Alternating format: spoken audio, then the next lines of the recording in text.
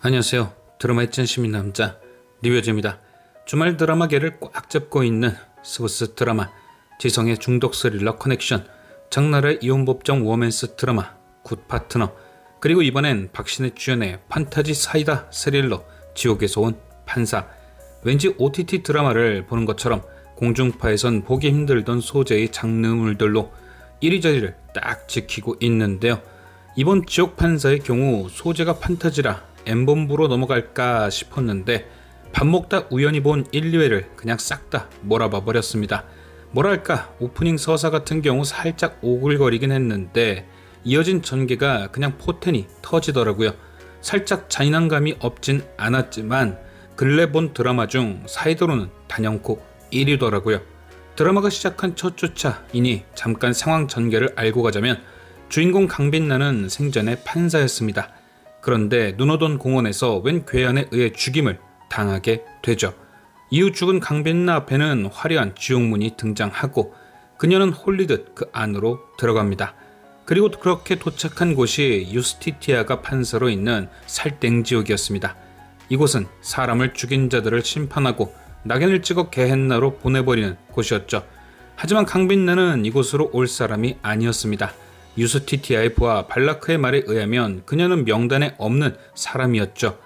거짓 지옥에 가야 할 강빛나가 어떠한 이유로 인해 이곳으로 잘못 도착했던 것이었습니다.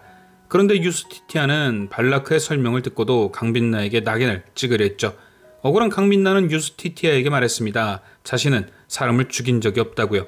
판사라면 억울한 사람의 얘기도 들어줘야 하는 거 아니냐며 말이죠. 하지만 유스티티아는 그런 강빛나의 얘기를 무시한 채 낙인을 찍어 그녀를 게헨나로 보내버렸고 그 순간 지옥을 총괄하는 바엘이 등장합니다. 그리고 그는 억울하게 낙인이 찍혀 게헨나로 보내진 강빛나를 언급하며 유스티티아의 무능함을 지적하죠. 그리고 재판을 성실하게 집행하지 않은 그녀에게 벌을 내립니다. 그 벌은 자신 때문에 억울하게 게헨나로 보내진 강빛나의 육신에 들어가 1년 안에 사람을 죽이고도 반성하지 않고 용서받지 못한 죄인 10명을 지옥으로 보내라는 것이었죠. 그렇게 지옥의 악마 판사 유스티티아가 지상으로 내려오게 된 것이고 이것이 드라마의 기본 바탕이었습니다. 하지만 지버릇 개 못 준다고 지옥에서도 지맘대로 재판을 하던 유스티티아가 지상에서는 참된 판사로 살아갈 수 있을까요?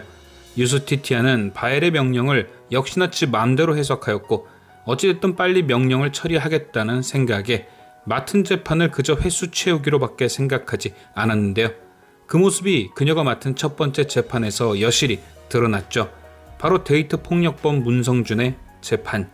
유스티티아, 아니 강빛나는 누가 봐도 갱생이 불가능한 문성준의 재판을 진행하며 꼼수를 부리기 시작합니다. 충분한 증거와 뚜렷한 혐의가 있었지만 피해자인 차민정이 처벌 불원서를 제출했다는 사실을 들먹이며 벌금 300만원 형을 선고한 거죠. 강빛나는 문성준을 왜 벌금형으로 처벌하고 풀어줬을까? 그것은 바엘의 벌이 사람을 죽인 자를 지옥으로 보내라는 것이었기에 다시 한번 문성준이 차민정을 찾아가 해를 가하면 그때 그 자를 지옥으로 보내기 위해 풀어준 것이었습니다.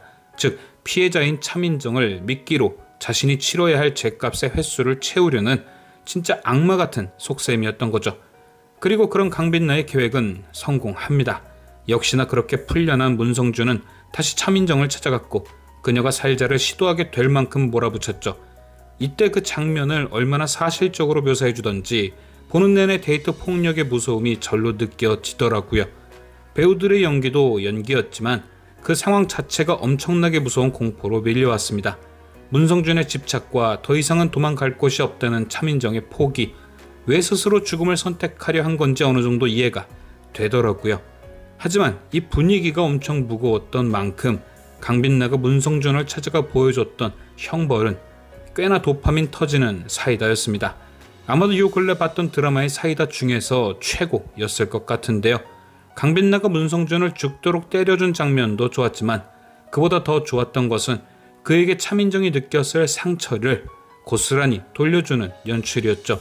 자기만의 세상에 가두어 당하는 쪽이 문성준, 피해를 가하는 쪽이 강빛나가 되어 역지사지가 뭔지 제대로 느끼게 해준 완벽한 형벌. 그렇게 강빛나는 첫 번째 죄인을 지옥으로 보냈습니다. 이후 강빛나는 이 과정에서 친해진 형사 한다온과 함께 시간을 보내게 되는데요. 그녀가 한다온에게 접근한 이유도 단순하진 않았습니다.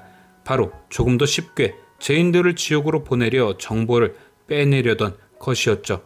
아무래도 강력반 형사만큼 살땡 사건에 대해 잘 아는 사람도 없을 테고, 만약 사람을 여러 명 해친 연쇄 살땡범이라도 찾는 날에는 한 번에 횟수를 다 채울 수도 있으니까요. 그래서 강빛나는 한다온과 술도 한잔하며 정보를 빼내려는데 그에게서 이상한 소리를 듣게 됩니다. 바로 자신이 사람을 3명이나 해친 살땡범이며 유가족으로부터 용서를 받지도 못한 죄인이라고 말이죠. 그 말을 들은 강빛나는 한다온을 어떻게 했을까요? 당연히 한 번에 횟수를 3개나 채울 수 있는 죄인이니 럭키비키라는 듯 곧바로 지옥검으로 그를 찌르게 됩니다. 여기까지가 연방으로 1, 2회를 보여준 지옥 판사의 줄거리였습니다. 이후 3회 예고편을 보면 강빛나가 한다온을 해친 자리에 바엘이 나타나고 다음 사건에서는 한다온의 목소리가 등장하기도 하죠. 즉 강빛나가 지옥검으로 한다온을 해치긴 했지만 그는 죽지 않았고 혹은 다시 부활했고 그 이유는 바엘이 그를 다시 살려주었기 때문일 겁니다. 왜냐? 이번에도 유스티티아는 잘못된 판결을 했으니까요. 분명 바엘은 사람을 해친 죄인을 지옥으로 보내되 용서받지 못한 자, 죄값을 받지 않은 자를 보내라 했습니다. 그런데 한다온은 거기에 포함되지 않는 사람인 거죠. 그는 사람을 해쳤다 얘기했고 그 유가족이 자신이라 했습니다. 그 말인즉 죽게 된 사람들이 자신의 가족이란 얘기를 하는 거였죠. 용서받지 못했다는 얘기는 가족을 죽게 만든 자기 자신을 스스로 용서하지 못했다는 얘기일 테고요.